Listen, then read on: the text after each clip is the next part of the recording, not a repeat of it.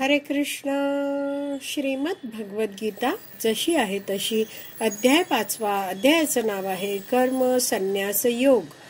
10व्या श्लोकाचं उरलेलं तात्पर्य आपण पुढे वाचायला सुरुवात करणार आहोत. त्याआधी श्रील प्रभुपादांना प्रार्थना करूया. हे श्रील प्रभुपाद, आम्ही भगवद्गीता हा ग्रंथ वाचून समजून घेण्याचा प्रयत्न करीत आहोत. त्यासाठी आम्हाला आशीर्वाद द्या. धन्यवाद प्रभुपाद. प्रभुपाद पुढे समजावतात, ईशोपनिषद मध्ये सांगण्यात आले आहे की प्रत्येक गोष्ट ही परब्रह्म किंवा श्रीकृष्णांशी संबंधित आहे आणि म्हणून केवळ तेच म्हणजे कोण, भगवान श्रीकृष्ण प्रत्येक गोष्टीचे स्वामी आहेत. ते ईशोपनिषद आहे. त्यामध्ये श्लोक आहे, ईशावास्यम इदम सर्वं यत्किंचित जगत्याम जगत तेन त्यक्तेन भुंजिथा मा गृधः कस्य स्विद्धनम. तर सर्व गोष्टींचे स्वामी भगवान श्रीकृष्ण आहेत असं या श्लोकामध्ये सांगितलंय. आणि आपल्यासाठी प्रत्येक, आपण सगळे जीव आहोत, त्यांच्यासाठी एक वेगळा वाटा काढून ठेवला आहे. तर तोच वाटा आपल्या हिश्श्याचं जे आहे तेच आपण केवळ स्वीकारायचं आहे. आणि इतर गोष्टी आहेत त्या इतरांसाठी ठेवल्या आहेत हे जाणून आपण त्या वस्तूंवर अधिकार दाखवायचा नाहीये. सामान्यतः लोकांची वृत्ती काय असते, माझं ते माझं आणि तुझं तेही माझंच झालं पाहिजे. आणि अनेकदा अशी वृत्ती असते की मला ते सगळं पाहिजे, हे पण पाहिजे ते पण पाहिजे. अगदी मला स्वतःला उपभोग घेता आला नाही तरी चालेल, पण सगळं माझं झालं पाहिजे, अशी आपण सामान्यतः लोकांची वृत्ती बघतो. इथे प्रभुपाद काय समजवतायत की हे जे प्रधान तत्व आहे ते भगवंतांचं आहे, ज्यातून सगळे भौतिक घटक निर्माण होत आहेत, प्रकट होत आहेत. तर प्रत्येक वस्तू ही काय आहे, परब्रह्म जे भगवान श्रीकृष्ण आहेत त्यांच्या संबंधात आहे. आणि म्हणून भगवंत त्या प्रत्येक गोष्टीचे स्वामी आहेत. तर जसं या श्लोकात अगदी सुरुवातीलाच म्हटलंय बघा, ब्रह्मणी आधाय, म्हणजे सगळं भगवंतांचं आहे हे जाणून व्यक्तीने काय, भगवंतांना सगळं काही समर्पित करायला हवं. आणि म्हणून प्रभुपाद आता पुढे समजवत आहेत, ते वाचूया.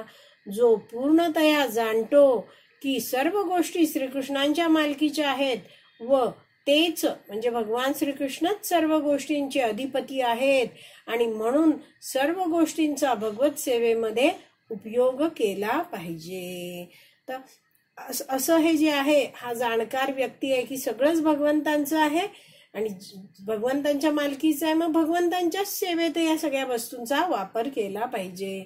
मग माझ्या इंद्रिय तृप्तीचा प्रश्नच येत नाही, असा हा योगयुक्त मनुष्य आहे. ज्यांची चर्चा आता सुरू आहे तो तसंच वागतो, प्रत्येक गोष्ट आहे तो भगवंतांच्या सेवेत वापरतो. पुढे वाचते, त्याला पुण्य किंवा पापमय कर्मफलांशी स्वाभाविकतःच काही कर्तव्य राहत नाही. म्हणजे हे कर्म केल्यावर पाप होईल की पुण्य होईल, कोणतं कर्मफळ मिळेल ह्याच्याशी त्याचं काही कर्तव्य राहत नाही. विशिष्ट प्रकारचे कर्म करण्याकरिता मनुष्याला भगवंतांनी प्रदान केलेल्या शरीराचाही कृष्ण भावनेमध्ये उपयोग करता येतो. तर आपण एक तर जाणलं की भगवंतांसाठी कर्म करतो आहे त्याला अकर्म म्हणतात आणि असं कर्म कर्मफळ देत नाही. आपण जाणलं इथे हे जे पुण्य आणि पाप कर्मफळ याविषयी जरा थोडीशी चर्चा करूया आपण आता. तर अर्जुन आहे तो आपण वाचलं पहिल्या अध्यायामध्ये, विचार करतो आहे की मी हे युद्ध करणार नाही. वेगवेगळी कारणं पण तो भगवान श्रीकृष्णांना सांगतो की समोर माझे सगळे नातेवाईक गुरु आहेत आणि त्यांना जर मी मारलं तर मला पाप लागेल असं तो म्हणतो. का, ही भावना कशी आहे, पूर्णपणे शारीरिक स्तरावर तो विचार करतो आहे. म्हणून काय, पाप पुण्याचा तो विचार करतो आहे. पण जेव्हा पूर्ण भगवद्गीता अर्जुनाने ऐकली, भगवान श्रीकृष्णांकडून ऐकल्यावर त्यांनी भगवान श्रीकृष्णांच्या प्रसन्नतेसाठी भगवंतांच्या आज्ञेने त्याने युद्ध केले. आज्ञा पालन म्हणून ते कार्य केलं आहे. तर पूर्वीचे जे शारीरिक स्तरावरचे जे पाप लागेल वगैरे हे सगळे विचार आहेत ते आता भगवंतांकडून ज्ञान प्राप्ती केल्यामुळे नष्ट झाले आहेत. आणि अर्जुनाने भगवद्गीता जाणलंय, ऐकली आहे पूर्ण आणि जाणलंय की हे भगवंत आहेत, ते सगळ्यांचे कल्याण करणारे आहेत. आणि म्हणून त्यांनी जाणलं आहे की भगवंतांनी अशी योजना केली आहे की अख्ख्या या युद्धभूमीवर जे काही करोडो योद्धे मारले जाणार आहेत त्यांना सगळ्यांना भगवंत परमगती देणार आहेत. कोणालाही या भौतिक जगतामध्ये जन्म मृत्यू जराव्याधीच्या चक्रात आता अडकून पडायला लागणार नाही. तर सगळे उपस्थित आहेत योद्धे, ते सगळ्यांचा वध होणार आहे आणि सगळ्यांना उत्तम गती प्राप्त होणार आहे आणि सगळ्यांचं कल्याण होणार आहे. हे अर्जुनाने जाणलं आहे आणि भगवंतांची आज्ञा म्हणून त्यांनी युद्ध केलं. युद्ध तो पुढे करतो आहे. आपण आणखीन इथे शेवटी वाचलं की असा कृष्ण भावना भावित व्यक्ती आहे, तो काय करतो, भगवंतांनी प्रदान केलेल्या शरीराचा कृष्ण भावनेमध्ये उपयोग करतो. म्हणजेच तो जाणतो की मला हे शरीर भगवंतांनी दिलेलं आहे, मी हे शरीर नाहीये. संगम त्यक्त्वा, पहिल्या ओळीतला शब्द, ह्या शरीराद्वारे इंद्रिय तृप्ती करायची अशी या व्यक्तीला इच्छा नाहीये, आसक्ती तो ठेवत नाहीये. तो आपल्या शरीराचा सगळ्याच गोष्टीचा कृष्ण भावनेमध्ये उपयोग करतो. तो जाणतो मी भगवान श्रीकृष्णांचा सेवक आहे, जीवेर स्वरूप कृष्णेर नित्यदास. तर आपण हे वाचलं आहे, आता पुढे वाचूया. आता जे उदाहरण उपमा दिली आहे त्याविषयी प्रभुपाद समजवतात. ज्याप्रमाणे कमलपत्र पाण्यात राहूनही ओले होत नाही, त्याचप्रमाणे हे शरीरही पापकर्मांच्या कल्मशांच्या अतीतच राहते. तर एक तर कळलं आहे की हे उपमा आपल्याला कळली आहे की पाण्यात आहे तरीही ते पाण्याने स्पर्शिलं जात नाही, ओलं होत नाही. तसंच हा कृष्ण भावनाभावित व्यक्ती आहे, तो प्रत्येक कर्म भगवंतांना संतुष्ट करण्यासाठी भगवंतांच्या आज्ञानुसारच करतो आहे आणि त्यामुळे तो या श्लोकात सांगितल्याप्रमाणे पाप कर्माने प्रभावित होत नाही. पुढे वाचते आहे भगवद्गीतेमध्येही 3.30 मध्ये भगवान श्रीकृष्ण सांगतात, मयी सर्वाणी कर्माणी संन्यस्य. म्हणजे काय भगवंतांनी इथे सांगितलंय, सर्व कर्मे मला म्हणजे श्रीकृष्णांना समर्पित कर. मयी म्हणजे मला, सर्वाणी कर्माणी सर्व कर्म आहेत ती समर्पित कर. पुढे वाचते आहे, एकंदरीत निष्कर्ष असा आहे की जो मनुष्य कृष्ण भावना रहित आहे, म्हणजे काय, ज्याला जो कृष्ण भावनेमध्ये नाही आहे, तो भौतिक शरीर आणि इंद्रिये यांच्या संकल्पनेवर आधारित कर्म करतो. तर संकल्पनेवर आधारित कर्म करतो म्हणजे तो स्वतःला हे शरीर मानतो आणि मग त्याचं ध्येय काय असतं, मला माझ्या या शरीराला, माझ्या या इंद्रियांना, माझ्या मनाला सुखी करायचं आहे, सुखात ठेवायचं आहे.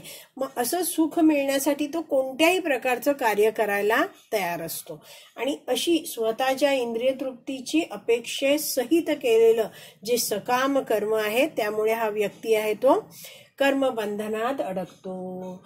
तर असे जे लोक आहेत ते इतके शारीरिक स्तरावर असतात की त्यांचा जर कोणी अपमान केला, काही बोलले, त्याच्या शरीरावरून काही बोलले, त्याला काही टोचून बोलले, तर हा व्यक्ती आहे तो अतिशय दुःखी होऊन जातो, त्याला वाईट वाटतं.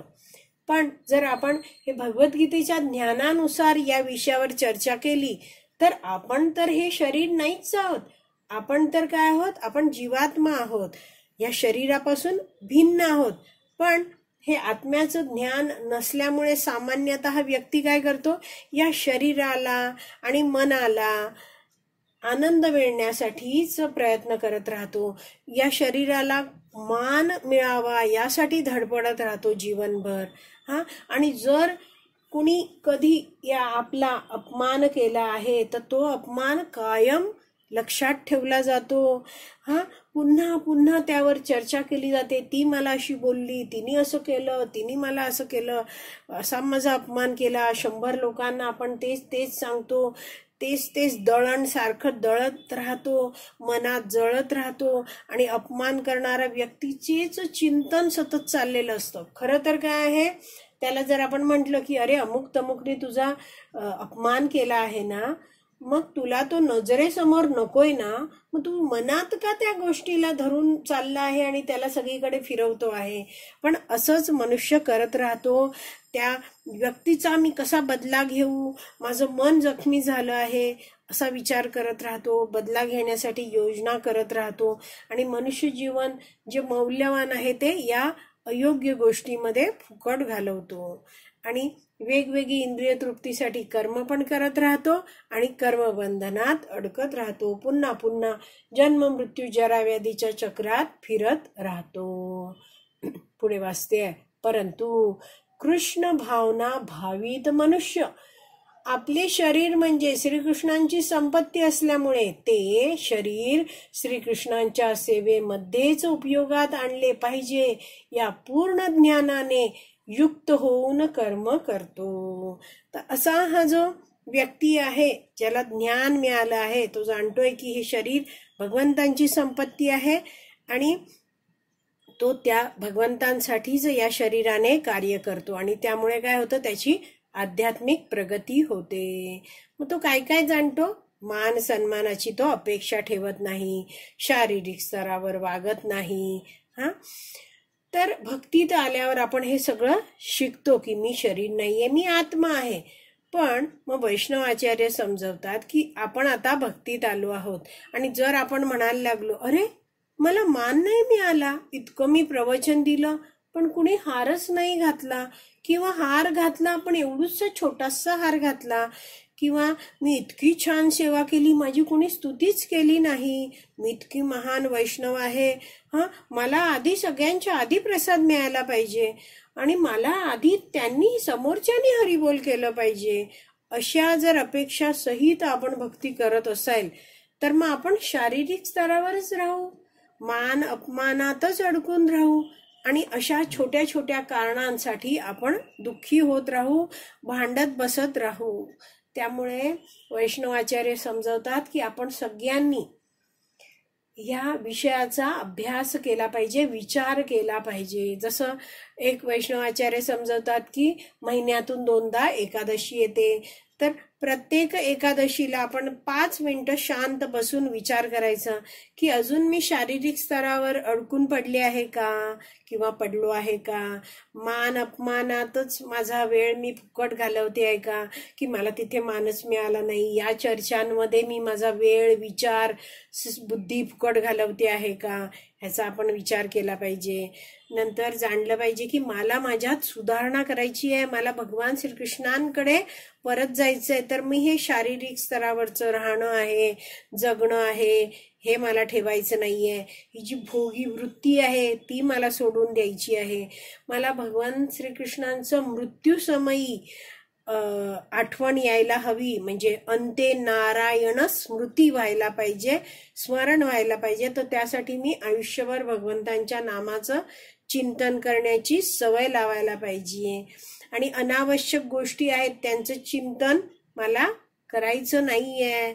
तर असं सगळं या हा जो आपण सगळे भक्तीत आहोत, तर अशा विचारांनी आपण स्वतःला चेक करत राहिलं पाहिजे, टटोललं पाहिजे, निरीक्षण केलं पाहिजे.